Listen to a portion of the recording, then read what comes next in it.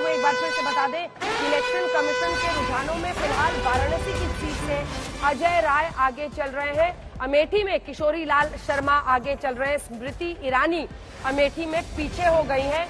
ये मुकाबला दिलचस्प होता चला जा रहा है और शुरुआती रुझान जल्दी से बताइए, जल्दी से। नगीना में असपा के चंद्रशेखर 17,000 वोट से आगे चल रहे हैं। नगीना में 17,000 वोट से आगे चल रहे हैं, जीत रहा है चंद्रशेखर फिलहाल आगे चल रहे हैं। बोलिए कौन जीतेगा नहीं जीतेगा अभी कैसे कह सकते हैं, लेकिन इंडिपेंडेंट कैंडिडेट होने के बावजूद प्रमुख पॉलिटिकल पार्टीज के साथ अगर वो 17,000 से आगे है, नहीं ठीक है, ये दिलचस्प नंबर। पवन सिंह वो भी काराकाट में आगे चल रहे हैं, लेकिन अमेठी में स्मृति ईरानी पीछे चल रही हैं। किशोरी लाल शर्मा फिलहाल आगे चल रहे हैं। देखिए बहुत पहले वो राजीव गांधी के साथ ही किशोरी लाल शर्मा अमेठी आए थे, तब से पूरी पार्टी के लिए, परिवार के लिए कह लीजिए, वही अमेठी की सीट देखते थे, संभालते थे। सब कहते हैं गली गली वो अमेठी का जानते हैं, और वो अगर आगे चल रहे हैं और स्मृति ईरानी पीछे चल रही है, जिनको सबसे बड़ा मॉन्स्टर स्लेयर पिछली बार कहा गया था, जायंट किलर कहा गया था कि वो सबसे बड़ी जीत हासिल करके लाई थी उत्तर प्रदेश में। फिलहाल स्मृति ईरानी अपनी सीट पर ही पीछे चलती हुई दिखाई दे रही है।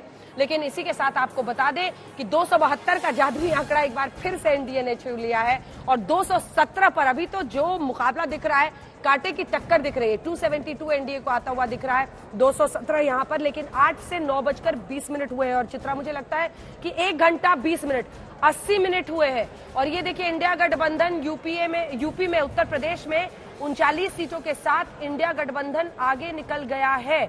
यानी क्या अखिलेश और राहुल की जोड़ी ने कमाल कर दिया है? चित्रा, ये बड़ा सवाल बना हुआ है कि यहां पर क्या उत्तर प्रदेश में बाजी मार ले जाएगा इंडिया।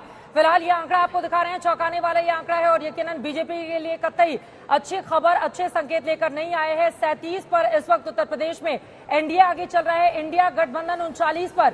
यानी कि बार बार जो कहा जा रहा था, अखिलेश यादव ने टिकटों का जब बंटवारा किया है तो बड़े सोच समझकर, और कांग्रेस पार्टी को जिस तरह से साथ दिया, पूरे समीकरण बिठाकर यहां पर उन्होंने चुनाव लड़ा। 80 सीटें हैं, और यहां पर उत्तर प्रदेश के आंकड़े आपको दिखा रहे हैं। 37 सीटों पर यहां पर इस वक्त एनडीए आगे चल रहा है, जबकि 39 सीटों पर इंडिया गठबंधन को लीड मिली हुई है। यहां पर राहुल गांधी का चेहरा आपके सामने है, लेकिन आपको बताते चले 60 से ज्यादा सीटों पर समाजवादी पार्टी, अखिलेश यादव की पार्टी चुनावी मैदान में है। इस वजह से काफी दिलचस्प रहेगा ये जानना कि जिस उत्तर प्रदेश को बीते 2 चुनावों में लगातार एनडीए गठबंधन एक मुश्त तरीके से जीतता रहा है, और एक बारगी समाजवादी पार्टी बीएसपी के बड़े गठबंधन के बावजूद वहां पर एनडीए शानदार प्रदर्शन कर लेता है। लेकिन इस बार ऐसी क्या परिस्थिति बनी कि समाजवादी पार्टी गठबंधन वहां पर कमाल करता हुआ दिखाई दे रहा है 39 सीटों के साथ। यहां पर आपको दिखा रहे हैं वो तस्वीरें।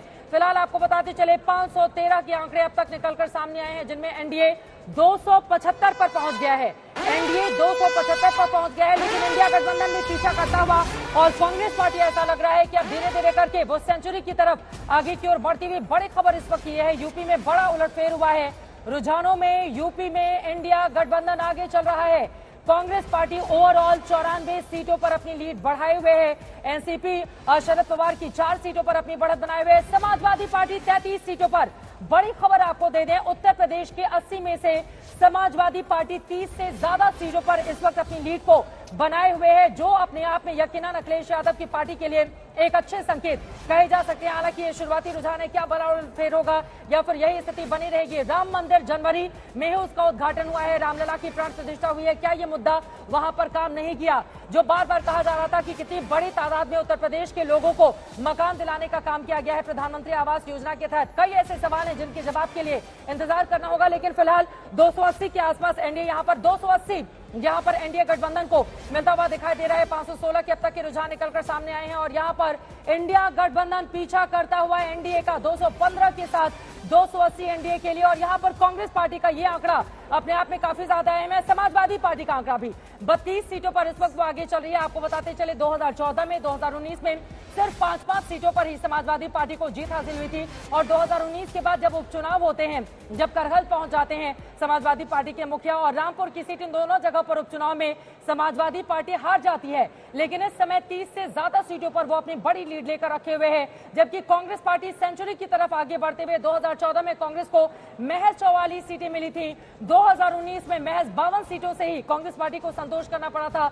दोनों ही चुनावों में बीते 10 सालों में अगर हम देखें तो कांग्रेस पार्टी को 20% से कम वोट शेयर हासिल हुआ है। ऐसे में कांग्रेस पार्टी क्या 100 के आंकड़े को पार करेगी? क्या ट्रिपल डिजिट में रहेगी? बार बार ये सवाल यहां पर पूछे जा रहे थे और कांग्रेस पार्टी के लिए अच्छा संकेत है कि समाजवादी पार्टी, अगर समाजवादी पार्टी उत्तर प्रदेश में 33 सीटों पर अपनी लीड को लेकर आगे बढ़ी है तो ये बहुत बड़ी खबर है, खासतौर से भारतीय जनता पार्टी के लिए चिंता का सबब यह हो सकता है। और अब तक 516 के आंकड़े निकलकर सामने आए हैं। 279 पर एनडीए यानी कि सरकार बनाने के लिए बहुमत का जो आंकड़ा चाहिए उससे तो आगे बढ़ चुका है, लेकिन ये जो 370 पार 400 पार कहा जा रहा था उस पर फिलहाल ब्रेक लगता हुआ अब तक के रुझानों में दिखाई दे रहा है। 278 पर एनडीए दिखाई दे रहा है, इंडिया गठबंधन 218 सीटों पर, बीजेपी 239 पर पहुंच गई है। 2014 में 282 उसको मिली थी, 303 मिली थी 2019 में, लेकिन बीजेपी मौजूदा वक्त में 240 पर इस वक्त अपनी लीड बनाए हुए है।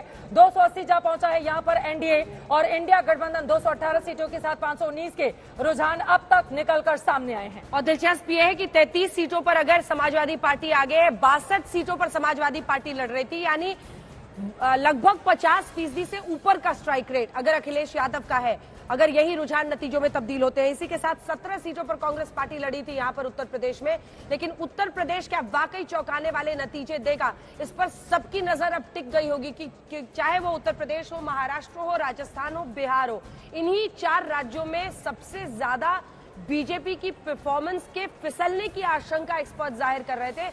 और ऐसे में वही नंबर्स हम आपके सामने रख रहे हैं, लेकिन फिलहाल शुरुआती रुझानों के मुताबिक एनडीए की बनती हुई दिख रही है सरकार। वहीं दूसरी तरफ 2020 सीटों के साथ इंडिया गठबंधन कड़ी चुनौती देता हुआ, लगभग आप कह सकते हैं कांटे की टक्कर में आगे बढ़ता हुआ तेजी से 97 के ऊपर पहुंच चुका है, कांग्रेस पार्टी पहुंच चुकी है। और 34 पर अब समाजवादी पार्टी क्या सबसे बड़े विनर? वहीं डीएमके आप देखिए, यानी तमिलनाडु में डीएमके अपनी परफॉर्मेंस को बरकरार रखती हुई दिखाई दे रही है।